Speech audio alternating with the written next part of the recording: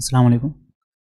کیا وہ کون سے لوگ ہیں جن پر جنت پوری طرح سے حرام کر دی گئی ہے، یا ایسے کون سے گناہ ہیں جن کی وجہ سے انسان جنت میں داخل نہیں ہوگا؟ بھائی نے ایک سوال کیا کہ وہ کون سے اعمال ہیں جن کے کرنے سے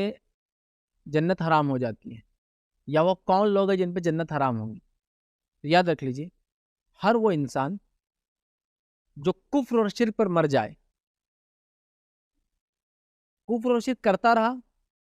لیکن آخر میں توبہ کر لی تو معاف ہو جائیں گا انشاءاللہ، لیکن کفر اور شرک پر مر جائے، یا جس کو دوسرے بندہ کفر اور شرک کرتا رہے اور اس پر مر جائے، یا کسی بھی اچھے عمل کرتا رہا لیکن مرا تو کفر و شرک پر مرا، یا تو ایک آدمی کفر و شرک کی کر رہا اور اس پہ مر گیا،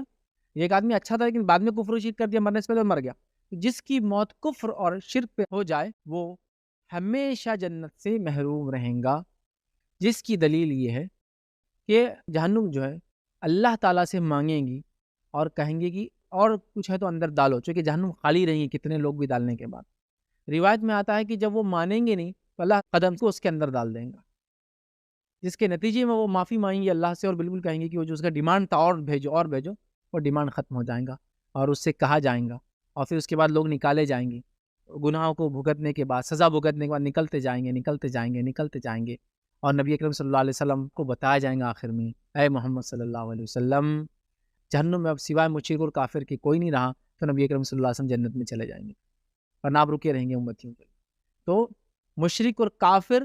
آخر تک رہیں گے، اور شروع سے رہیں گے اور بعد میں بھی کنٹینیو رہیں گے۔ اگر دوسرا کوئی انسان جیسے کفر و شرک پہ موت نہیں ہوئی، وہ بھگت کے نکلتا جائیں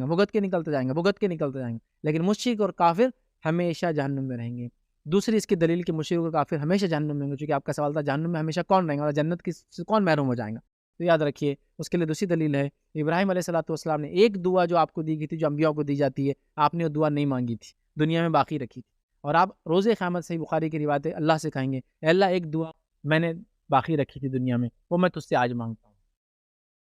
میرے والد کے معاملے بخش دے ان کو، رسوا مت کر مجھے۔ اللہ تعالیٰ کہیں گے ابراہیم میں نے جنت کو حرام کیا ہے کافر پر، تو اللہ کہیں گا ابراہیم اپنے قدموں میں دیکھو، ابراہیم علیہ السلام جب اپنے قدموں میں دیکھیں گے تو ایک جانور ان کے قدموں میں ہوگا، اسے اٹھا کے اندر پھینک دیا جائے گا اور وہ ان کے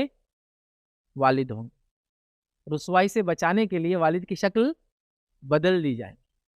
دیکھیے ایک آدمی ہے، اس کے سامنے اس کے والد کے لیے ایک دعا اٹھا کے رکھا اس نے آخر، اور جہنم میں دلے جائیں گے تو رسوا ہوں گا نا وہ آدمی، میں نے ایک دعا رکھا تھا نہیں، تو اللہ رسوائی سے بچانے کیا کریں گا، ان کی شکل چینج کر دیں گا۔ پتہ تو یہ چلا کہ مشرک اور کافر کے لیے جنت حرام،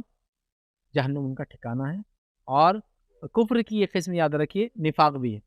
منافقت بھی کفر کی ایک قسم ہے، اس لیے میں نے الگ سے نہیں بولا، اسی کی ایک ٹائپ ہے، تو وہ بھی اندر ہی ہمیشہ۔ عقیدتاً جو منافق ہوں گا کافر، اور جو شرک پر مرا ہوں گا کفر اور شرک پر، اور منافق ہوں گا عقیدتاً، یہ لوگ ہمیشہ کی جہنم میں رہنے والے، چونکہ نفاق بھی کفر کی قسم جیسے الگ سے نہیں بولا، لیکن یہ بھی انکلوڈ ہے اس کے اندر، ان پہ جنت حرام، جہنم پہ واجب، اور یہ ہمیشہ رہیں گے۔ باقی دیگر لوگ چاہے جتنے گناہ کیے ہوں گے انشاءاللہ عزیز، وقتاً فوقتاً گناہوں کی معافی یا سزا بھگتنے کے بعد نکل کے معافی کے ساتھ جنت میں جاتے رہیں۔